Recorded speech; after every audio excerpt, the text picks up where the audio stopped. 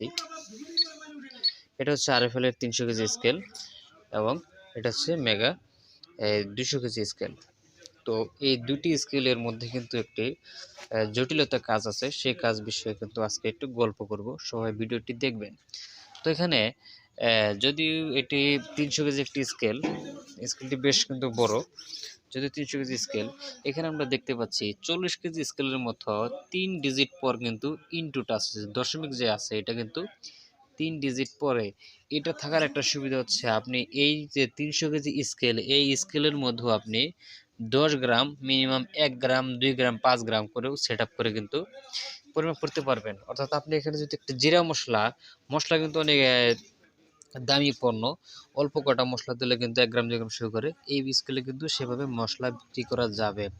এখানে যখন 1 থেকে 99 কেজি পর্যন্ত এই দশমিকটা এখানে থাকবে, যখন 100 কেজি হয়ে যাবে এই দশমিকটা অটোমেটিক এখানে চলে আসবে। ক্যালিব্রেশনটা সার্কিটে ওভাবেই করা আছে। এই দশমিকটা যখন এখানে চলে আসবে তখন এখানে 3টা ডিজিট আসবে, 3টা ডিজিটেই 100 কেজি বা 110-20 কেজি উপরে কিন্তু এটা শো করবে।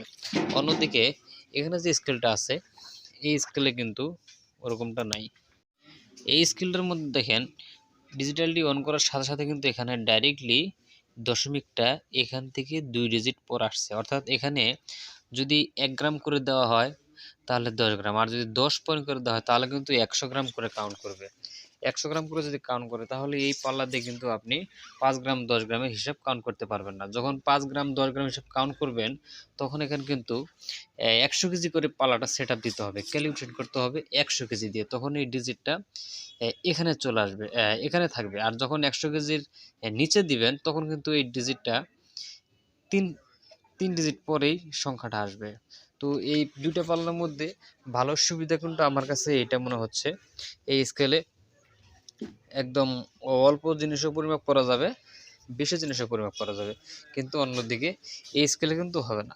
তো দুইটা স্কেলের মধ্যে কোন স্কেলটি আপনাদের কাছে ভালো লাগছে কমেন্টে জানাবেন।